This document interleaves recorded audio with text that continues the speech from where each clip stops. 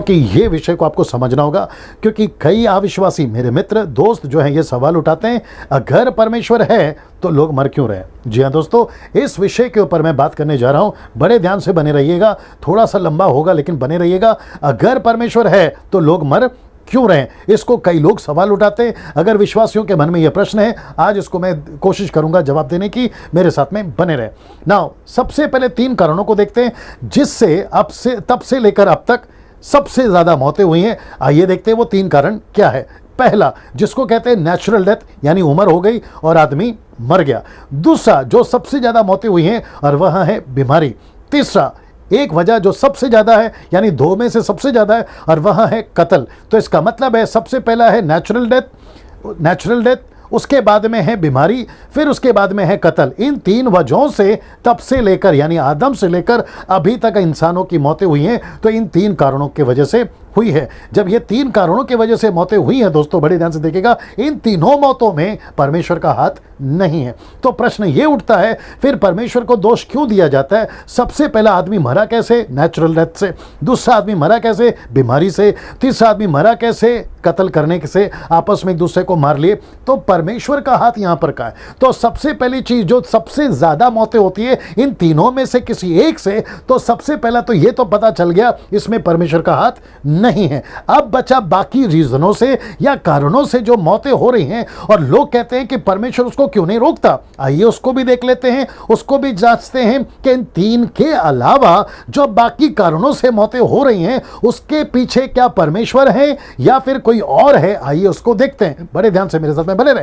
इन प्रश्नों के पीछे, यानी कि बाकी कारणों से जो मौतें हो रही है, परमेश्वर उसको क्यों नहीं रोकता, उसके पीछे जो कारण है वह है पाप। जी हां दोस्तों, वो है पाप।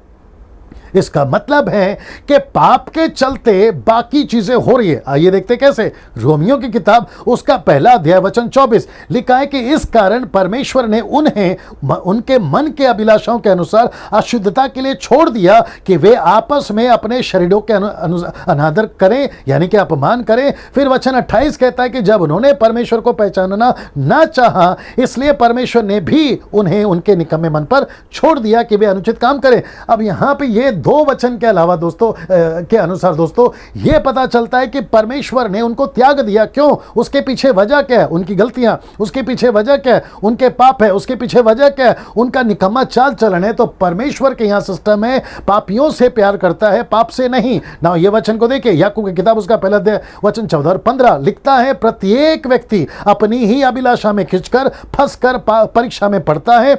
अभिलाषा गर्भवती होकर पाप को जन्मती है। अब इसको देखिए, पाप जब बढ़ जाता है तो मृत्यु को उत्पन्न करता है। तो इसका मतलब है सभी कारणों में से, वो 3 में से अगर बाकी कारणों को उठाए कि परमेश्वर क्यों नहीं रोक रहा है, परमेश्वर कैसे रोकेगा, क्योंकि वो पाप से भर गया है, परमेश्वर ने उसको त्याग दिया इस 2 वचन के अनुसार, फिर गर्भवती होकर मृत्यु को जन्म दिया। तो परमेश्वर कैसे रोकेगा, क्योंकि मनुष्य खुद ही परमेश्वर से दूर चला गया, परमेश्वर को उसने त्याग दिया, परमेश्वर से मनुष्य अलग हो गया। इस पृथ्वी के अंदर, प्लैनेट के ऊपर, चाहे कोई भी जाति धर्म कौम का क्यों ना हो, वो परमेश्वर से अलग हुआ है और उसकी मृत्यु होनी शुरू हो गई। या क्षमा करें, रोमियो किताब उसका 6 का 23 क्या कहता है देखिए, क्योंकि पाप की मजदूरी तो मृत्यु है। मैं रिपीट करता हूं, पाप की मजदूरी मृत्यु है। मतलब आपका वेतन क्या है? पाप का मृत्यु है। आप पाप करते रहोगे, मृत्यु होती रहेगी। यह परमेश्वर का दोष नहीं है, यह इंसान का दोष है ना। इसको देखिए, परमेश्वर ने तो कभी नहीं कहा था आतंकवादी बनो,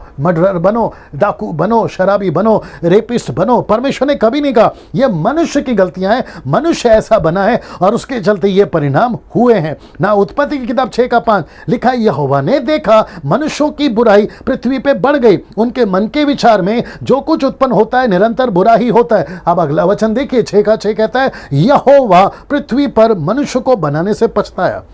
ऐसा नहीं लिखा जानवर को बनाने से, चीड़ कौवों को बनाने से या किसी और चीजों को बनाने से, लिखा मनुष्य को बनाने से पछताया। इसका मतलब क्या है? मनुष्य इतना बिगड़ गया तब से लेकर अब तक, आप अंदाजा नहीं लगा सकते, और उसके चलते परिणाम क्या है? मृत्यु ना। इसको देखिए, हर कंट्री का अपना एक लॉ एंड ऑर्डर है, उनके कुछ रूल्स हैं, उनके कुछ लॉज हैं। और लॉ क्या कहता है? जैसे गलती करोगे उसका परिणाम मिलेगा। जैसे जेल में डालना, फांसी की सजा देना, गोली मार देना, जिसको इनकाउंटर भी कहते हैं, फिर फिर पत्थर से मार देना या फिर जिंदा जला देना, ये आपके कंट्री का लॉ है। अब आप सोच के देखिए, अगर आपके कंट्री का लॉ होगा तो परमेश्वर का कानून भी तो होगा ना, लॉ होगा ना।